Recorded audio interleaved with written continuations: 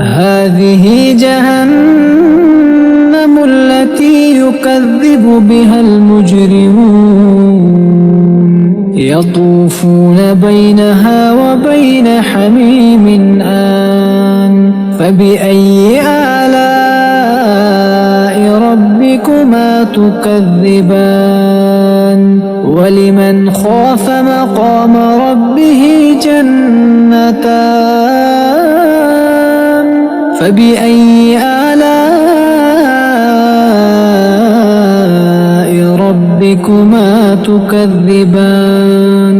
ذواتا أفنان فبأي آلاء ربكما تكذبان فيهما عينان تجريان فبأي آلاء ربكما تكذبان